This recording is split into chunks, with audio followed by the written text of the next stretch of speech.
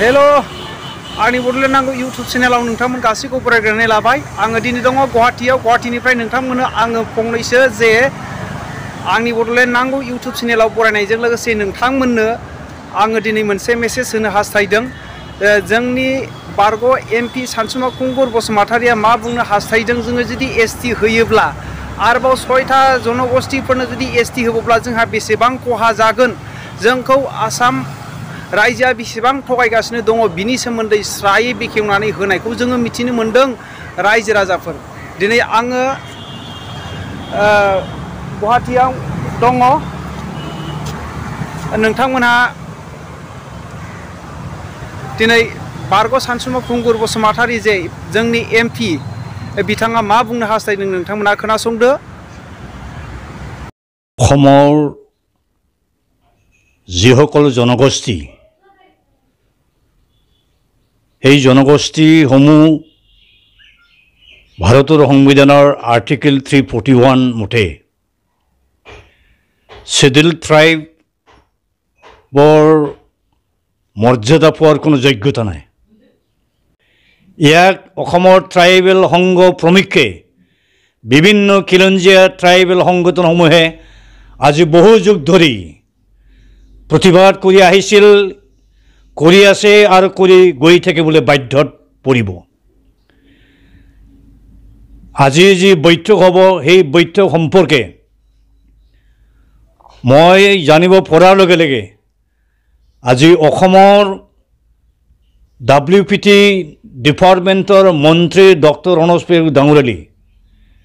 ৰাতিপুৱা ফোন কৰিবলৈ মই চেষ্টা কৰিছিলোঁ ফোনত তেখেতক মই নাপালোঁ তথাপিও মই এটা বিশেষ মেছেজ লিখি হোৱাটছএপৰ থ্ৰুৱেদি তেখেতক মই জনাইছিলোঁ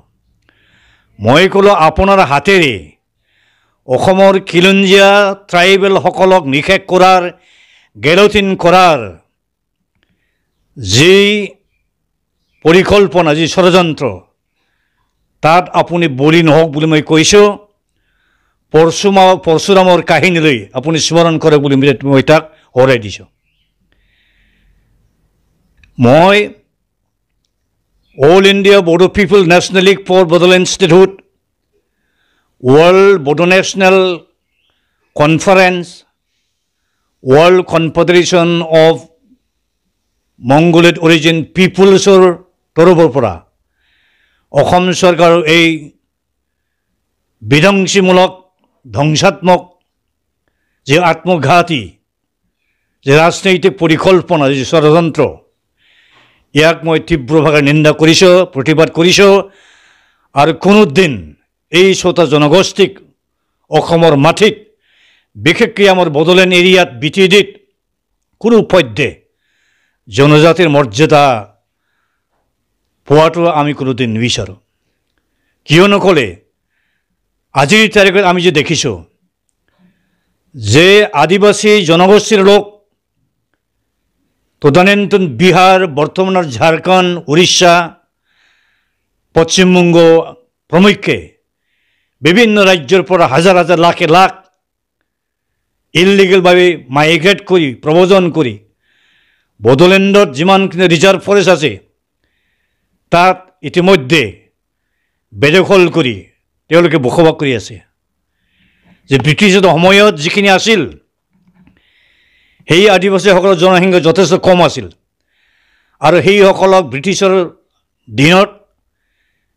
ব্ৰিটিছৰ কিছুমান টি কোম্পানী আৰু ইণ্ডিয়ান অৰিজিন মানুহৰ কিছুমান টি কোম্পানীবোৰে ইণ্ডেঞ্চাৰ্ড লেবাৰ হিচাপে তেওঁলোকক মাতিছিল আনিছিল কিন্তু লেবাৰ কাম কৰাৰ স্পেচিফিক সময় উকলি যোৱাৰ পিছত যিখন ৰাজ্যৰ পৰা তেওঁলোক আহিছিল সেইখন ৰাজ্যলৈ উভতি যাব লাগিছিল কিন্তু তেতিয়াৰ টি কোম্পানীবোৰে সস্তীয়া লেবাৰ হিচাপে ব্যৱহাৰ কৰিবৰ কাৰণে তেওঁলোকক ঘূৰাই পঠিয়াই দিয়া নহ'ল তেওঁলোকৰ ল'ৰা ছোৱালী মানে জেনেৰেশ্যন আফটাৰ জেনেৰেশ্যন এই অসমৰ মাটিত থাকি গ'ল ইহঁতক ভোটাৰ লিষ্টত নাম অন্তৰ্ভুক্ত কৰিলে সেই হিচাপে আজি সিহঁতৰ জনসংখ্যা বাঢ়ি গৈ সৰ্বমুঠ প্ৰায় 70 লাখমান হ'বগৈ এই 70 লাখ আদিবাসী জনগোষ্ঠীৰ মানুহ যদি শিডিউল ট্ৰাইব হৈ যায়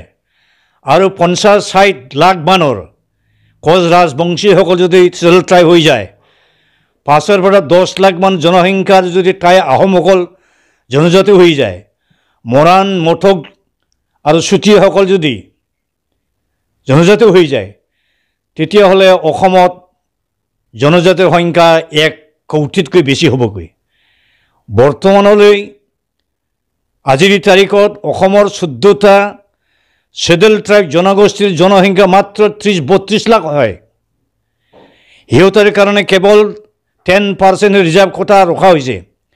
2003 চনত অল ইণ্ডিয়া লেভেলত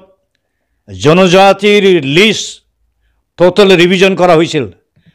বহুখিনি সংখ্যাৰ নতুন জনগোষ্ঠীক চেডেল ট্ৰাইব আৰু চেডেল কাষ্ট লিষ্ট অন্তৰ্ভুক্ত কৰিলে অসমতো সৰ্বমুঠ 5টা নতুন জনগোষ্ঠীক চেডেল ট্ৰাইবৰ লিষ্টত অন্তৰ্ভুক্ত কৰাই দিলে। কিন্তু হোৱাৰেছ আনহাতেদি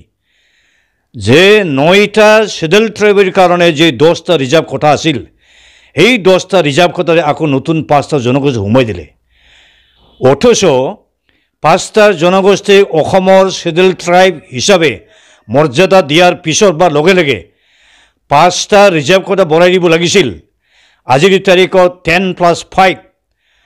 চেডেল ট্ৰাইবৰ ৰিজাৰ্ভ কোটা 15% হ'ব লাগিছিল, কিন্তু এটাও নবঢ়ালে। ঠিক তেনেকৈ অল ইণ্ডিয়া লেভেলতো জনজাতিৰ সংখ্যাহে বঢ়াই দিলে,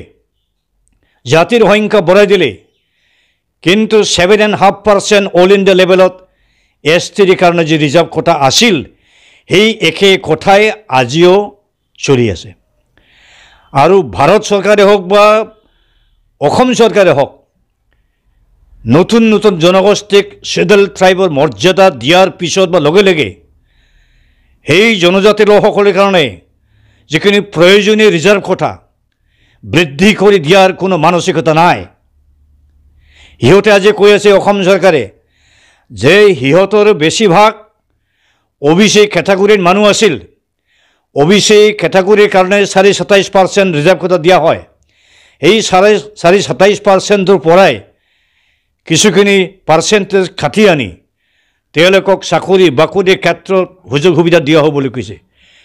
কিন্তু ৰাজনৈতিক পলিটিকেল ৰিপ্ৰেজেণ্টেশ্যন কি হ'বগৈ? অসমত যিসকল 14টা জনজাতি লোকসকলৰ কাৰণে যি লিমিটেড সংখ্যাৰ এছেম্বলি চিট আছে, পাৰ্লিয়ামেণ্টাৰী চিট আছে, আমাৰ BTCত যিখিনি ৰিজাৰ্ভ কোটা আছে,